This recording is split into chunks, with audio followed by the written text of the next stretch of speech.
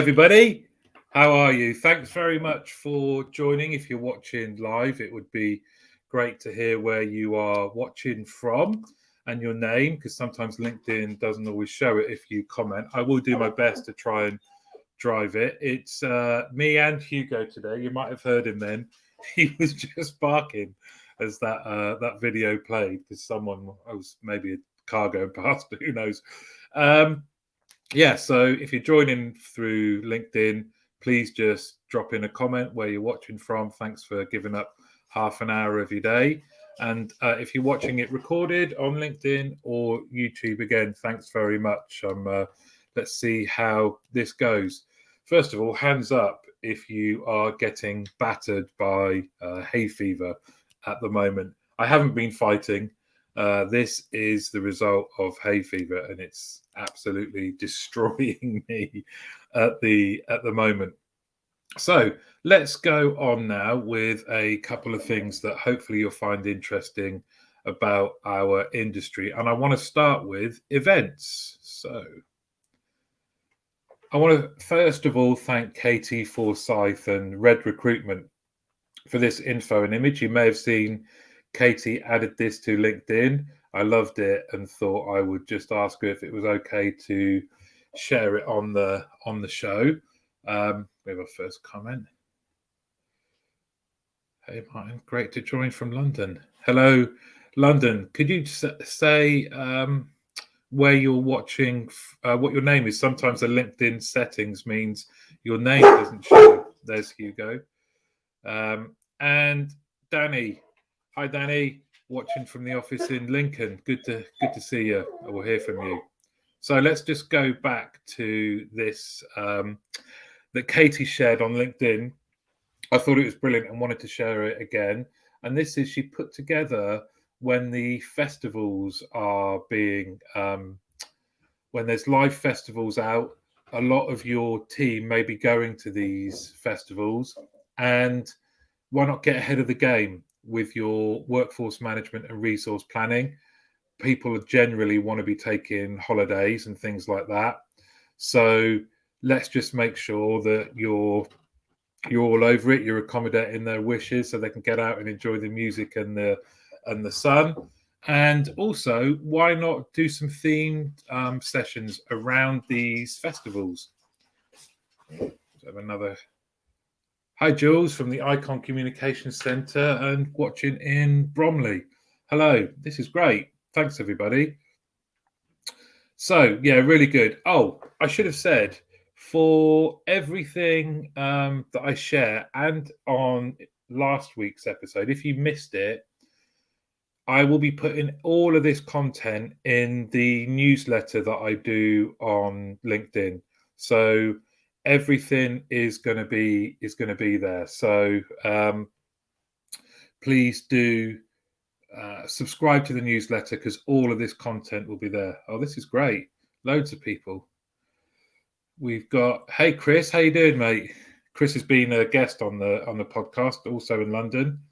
We've got Carl, Nottingham Forest backup. Now the team I support, Tottenham, we're after. Oh, he was on loan. Jed Spence, good fullback. I'm hearing good things. Hopefully we'll get him. Sorry.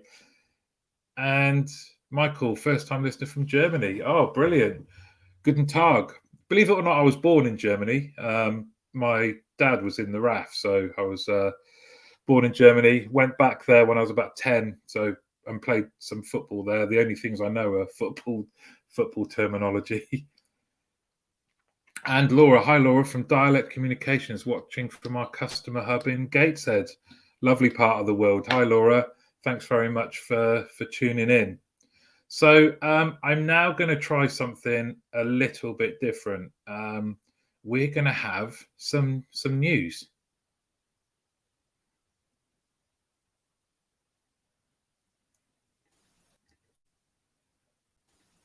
So this story is about a guy called Mark Story, who's 48, was working for BT in Lancaster, I think, and in 2014, so it's quite an old case, but he suffered a really loud noise, he says, in his headset, threw his headset down, and was suing BT because of what he suffered. He said it was acoustic shock and led to tinnitus. It was originally thrown out, but the Court of Appeal has just reinstated his case so that he can carry on to continue to sue BT for £30,000. They are denying liability, that the headset had noise reducing technology. They weren't helped, I think, by, it says in the report, they provided a headset that wasn't his as evidence. What has made me think in this story is how regularly are we checking our headsets? So for your teams right now, how often do you check them? And that isn't just to reduce any future claims you may get, but for just employee well-being. If it's the tool they're using every day, is it fit for purpose? But let's see how that story plays out. The Spanish government have passed a draft bill, so it's not law yet, but it's now gone past the first stage, where they want to make it law for contact centres to make sure that a customer doesn't have to wait longer than 3 minutes. And it can't be a chatbot, it can't be any kind of automated answering. It has to be an advisor, human advisor, representative of the company. And this is due to exasperation and frustration at the long wait times that Spanish consumers have received. And it does make me think about it's often in the news, isn't it, that people have had to wait a long time in the UK for travel, for utilities, for all sorts. And we know in our industry, don't we, that sometimes events happen that means that your contact centres are just overwhelmed. And unfortunately, long wait times are as a result of that. They're the equivalent of contact centre organisations like the CCMA and CCF and other organisations like that. The equivalent of that in Spain declined to comment when Reuters contacted them to ask for their response. If you are watching this in Spain, it would be great to know what you think, whether you think this is a good idea, will it go ahead, has it had any impact already? And if you're watching this in the UK and elsewhere, what do you think? Please do get in touch. Is this a good thing? What are the implications? And where else do you think the government might get involved? Hey everybody, that was my first attempt at putting together like a little news show. It's really funny because I've heard some things said about me in the last couple of weeks, one of which is when I do these things with Get Out a Rap or doing this now, the Get Out a Rap sort of voice of the contact centre, that I have a team.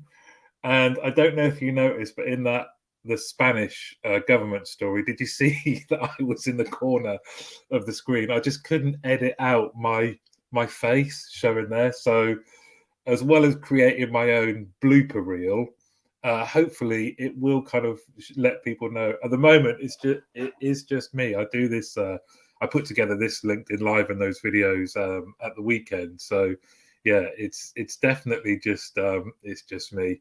We've got a couple of similar here, but stayed. Oh, Mike, yes. So the same. Stayed in Germany. Oh, brilliant. Love it. And a Spurs supporter. That is great. Already my favorite viewer. My wife says that I change my opinion of people based on who they support. So our daughter is her boyfriend's an Arsenal fan. It's very hard for me to let him into the house. Sky need to watch out. Yeah, maybe the very, very, very early draft days of Sky. I'm just trying to find interesting news stories. One of the things that is interesting is, and thank you for all these comments. It's great. You're making my day. Is very often the stories are negative. I really do think we all need to do our bit to try and give a more balanced view of our industry. that doesn't mean that we ignore the challenges and the things that are not good about the industry. I think if any of you have ever been on the phones, you know it is tough, and we should be open to say that. At this point, I won't mention 1987. Yes, yeah, it was a great game though, wasn't it? Well, after Clive Allen, and but yeah, it was not a great day to be a Spurs fan, but I'm used to that. Let's get back to Danny. Thank you very much. Interesting story on the Spanish laws. As you say, we all have events, which means on occasion customers may wait longer. Many UK centres I'm aware of, though, had service level targets. Not sure if that's just Spain. Same in Spain. I think if you go and I'll put the link into these stories in the newsletter. They absolutely do have kind of service levels. I worked in Madrid for a while, and they are absolutely on top of it, the same as we are. I think it's just an interesting debate as to the extent to which governments believe that they're helping customers, and the leeway. And it might be like the abandonment rate law the rules that we had here, in terms of you might be able to blip over that 3 minutes on occasion, but if it's kind of a regular thing that you might get into, you might be fined then. And I didn't share that there's fines that would be imposed as well. But like I say, it's draft. It's only gone through the first stage, but very interesting to watch what happens. The problem is it seems the UK contact centres are not even following the service levels. When was the last time you experienced 80/20 service level when you called a contact centre? Again, a good comment. And I think as well, one of the things that's really becoming apparent is that people. I called a call centre the other day, a contact centre the other day, and their message just kind of made my heart sink a little bit, because it was still referencing the pandemic and trying times, and bear with us. I think people's customers, our patience with hearing that message is wearing a bit thin. We need to be better. Jules, extended response times are common everywhere. Great that it's being addressed. Now being part of this world is a double frustration from understanding the business. Fines are a good deterrent, but also counterintuitive. Really, really astute points. The articles are quite sparse, and with no comment coming back yet from the Spanish contact center organizations. I think they're just trying to get their heads around what it might mean. But definitely let's watch that with interest, and we can come back to that. Just on the point of what are we doing, there was always a kind of recruitment challenge with front level agents coming in. I think that has only got worse during the pandemic, and I think whilst working from home is a real kind of benefit to some, I do think with the cost of living crisis coming up now, that we need to get on the front foot and help our recruitment teams get the people that they need into the industry. So to help with that, I've just put together this infographic. Again, it's going to be in the newsletter.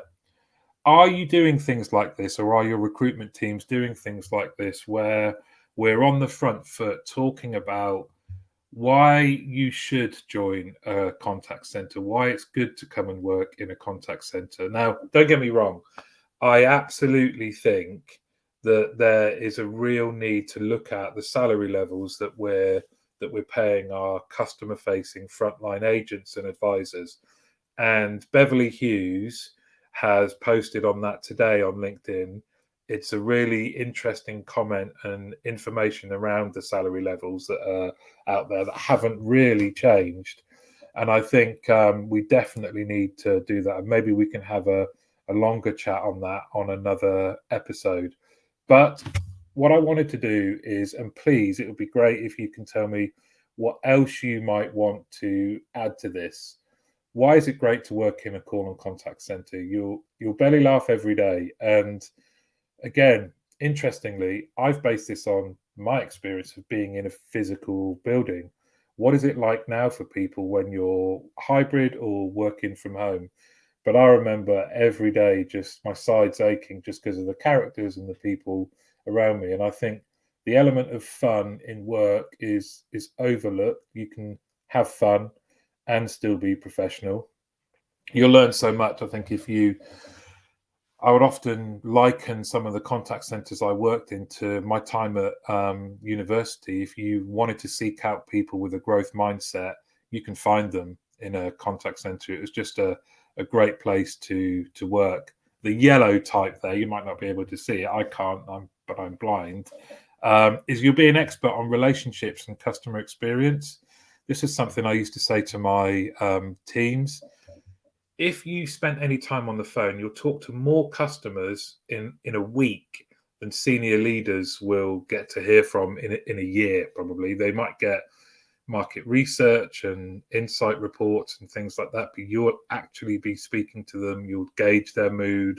You'll understand how they respond to the services that your company are providing or the products that your company are providing.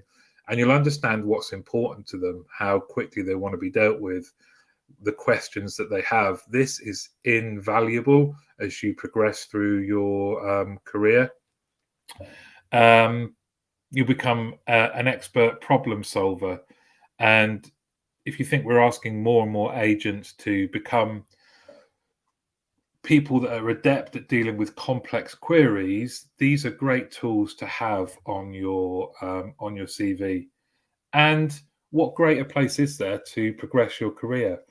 That can be as a manager. Most of our team leaders are young, but also when you come into a contact center, you can go into finance, HR, learning and development, facilities, anywhere you want to. And I just don't think, correct me if I'm wrong, please do, are we doing enough to put our industry in a positive light when we're trying to recruit? When I've been speaking to recruiters for the podcast, more on that later, where people are saying openly, coming back and saying, why should I work in a contact center when I can get more money working at Tesco's or working at Costa?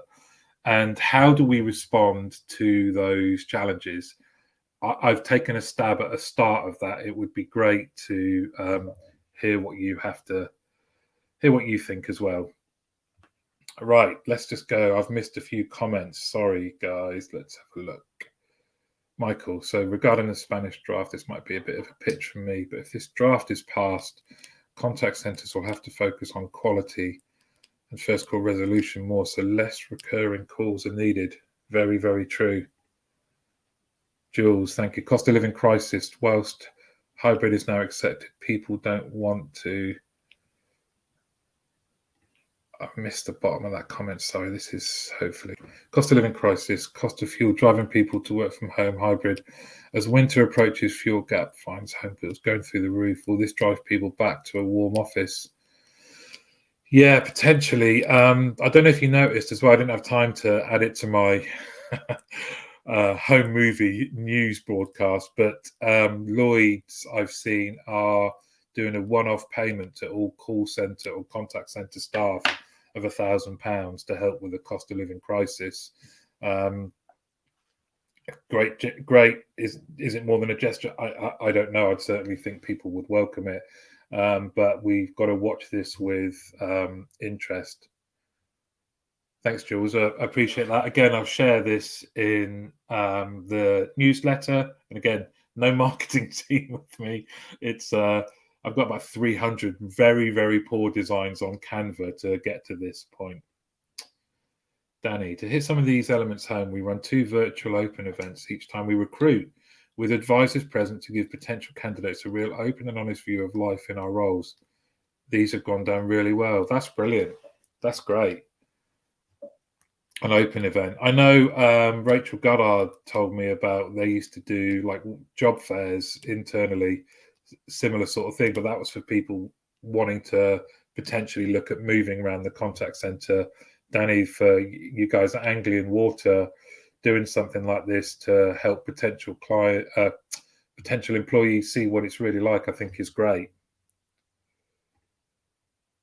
We keep telling people that we'll be replacing agents with bots. We are saying there is no future in being an agent. Wrong message. Very, very true. I don't know if you like me, used to go to events leading up to 2020, so from 2012 onwards, 2015, whatever, and there were a lot of people that their speeches and their keynotes used the number 2020, the year 2020. So it was the agent of 2020, and often it would be quite disruptive speeches that would say, there will be no agents. There'll be no agents. Everyone will be a bot. When everyone that we know, there's some great people. Stu from Sabio's someone that I respect when he talks about this kind of thing. People want human interaction still, and this is a really good point that we shouldn't be saying that agents will no longer be needed. I think we need to really big up their role, talk about their role, and kind of pay them more as well. Using bots can help, but means you have to upgrade the agent's role. Very, very true. Response to Danny from Jules. We do this also when we run recruitment days. Works well. First-hand experience, honestly told. And I think that's great as well, isn't it? That if you're confident enough to say, come and speak to our guys, they'll tell you it, warts and all, that will give people a lot of faith that you're a great place to work. Right, let me crack on. I just want to say quickly, congratulations to the team at BPA Quality. They've just completed Race to the King, which is a 100-kilometer event over 2 days. Some of the team ran it, which is absolutely insane.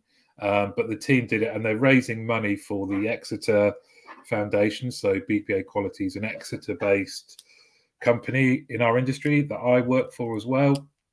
I didn't do this event. I will be saving myself for the 3 peaks, hopefully.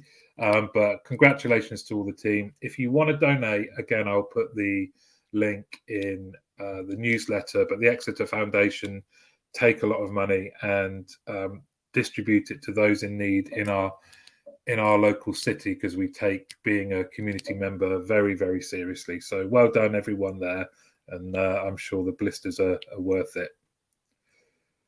Next up, I just wanted to let you quickly know about the next 3 episodes coming up, and that is we've got Chris Rainsforth, who has been on the show far too many times now. I mean, it's getting ridiculous. But Chris is now back at the forum, and we talk about that, and we talk about team leaders and team leader training. That's great. After that is Martin Anderson. And Martin was just, if you don't know the Lemon Contact Centre, go and check them out. Martin's just an inspirational guy. I love chatting to him. I could have chatted to him all day. The story of how they set up the contact centre and the values behind it is just brilliant. Great guy, full of knowledge, full of tips. Great episode. And then, talking of great episodes, a kick-off doing 3 Cactus specials, actually. And Guy and Francesca at Cactus are absolutely brilliant. Hear about them, hear about recruitment, hear about the story of Cactus Search. So another great episode coming up. Now, I just want to... Jules again, Chris, 100%. Human contact is needed. People miss it. A bot can't empathize or mirror. And I think there's a lot of research being done now, isn't there, Jules, around how people are treating bots now like IVRs, where you just try and get through it as quickly as possible so you can speak to a human. Next steps will be the option of video interaction. Very, very true. A tip for you now, actually. I don't know if like me, sorry, you do a lot of networking.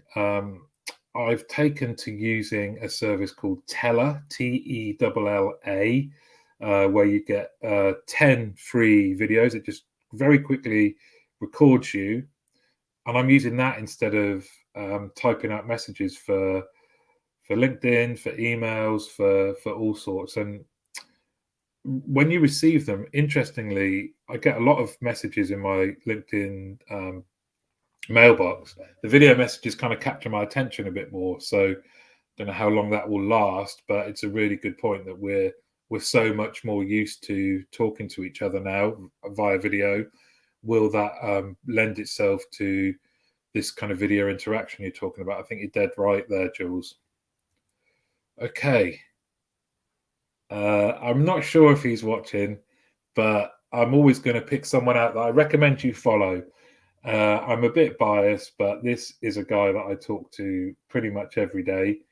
Pete Dunn, quality expert, operational and process whiz. He genuinely has the brain the size of a planet. He's a mental health champion. If you haven't heard it, me and Pete did an episode of Get Out a Rap where Pete very openly talks about his mental health challenges. It's a topic me and him talk about a lot. And Pete's a very, very giving guy.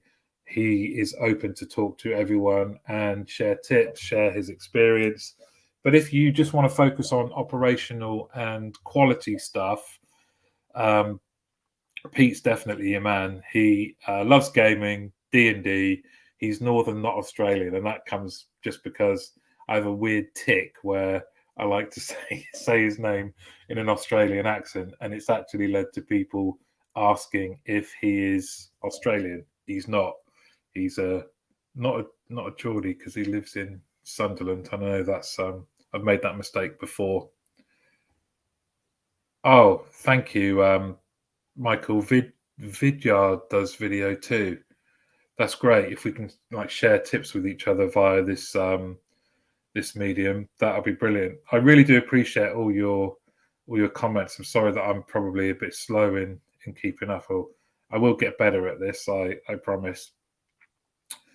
Okay, I asked if you remember for last week, or if you watched last week, I asked for shout outs. I think there's so many people doing great work every day, and yes, there's awards and things like that, but I think if you've been in operations or in any team in a contact center, you become very, very proud of your team. So I asked for a shout out last week, and Danny, who I know is watching because he's commented, was straight in saying, my team are amazing. I would love to thank each and every one of them for the work they do. So let me just, there we go. The operations contact center team at Anglian Water for the amazing work they do each and every day. And let me see if I can just get my face out of the way so you can see these guys. There you go. Sorry that I've cut a few of you off there with this voice of the contact center, but and that isn't everyone Danny was keen to point out, but he values the work that you do. He was very complimentary about how you've been, not just over the last 2 years of the pandemic, but how you put customers first and support each other and support him. So to the operations contact center team at Anglian Water, good job. Well done, everybody. So as we are approaching, I think I mistakenly put this in for an hour as well. So I haven't quite got enough content yet to do an hour, but thank you all very much for watching. If you haven't already, please do subscribe to the YouTube channel. It's just Get Out a Rap, or the newsletter on LinkedIn. I will be updating that and sending that out probably today, if not tomorrow. On YouTube, I've got 54 subscribers. If I can get up to 100, it means I can change the URL to Get Out a Rap, and that's weirdly become a target of mine. So if you can subscribe to the YouTube channel, that would be brilliant. But hopefully, I should have said as well, the other thing that I heard about myself, I'm not calling myself the voice of the contact center. I'm saying this is the opportunity for the contact center, as in us, to share stuff and get things out and share best practice, share tips, and hopefully you've enjoyed this, everybody. Thank you, Chris. Great job. Really interesting. I really appreciate that. It's a work in progress, let's say, but there's so much going on in our industry that it's just brilliant. And if this can be just half an hour of sharing it, then happy days. But genuinely, thank you all very much for tuning in, for all of you that commented. Can't thank you enough. You made it really interactive rather than me just waffling on. So thanks very much. I'll do the same again next week. It might be Wednesday because Monday is the CCMA Awards. I am attending. I don't even know if I'll be making any sense at all. 10 o'clock on a Tuesday morning, the day after. Jules, thanks very much. This has been great. Thank you. Thanks very much. I do appreciate it. Yeah, so it might be Wednesday next week. Look out for my LinkedIn page. I will let you know. Another great session. Thank you. And great to catch everyone who's joined live. Let's push it out to our networks. Yeah, please do. The more the merrier. I will try and get better at navigating this studio and the videos. But have a great day, great rest of the week, everyone, and continue to do the good work and positively talk about our industry because we do a great job. But thanks very much, everyone. Bye-bye.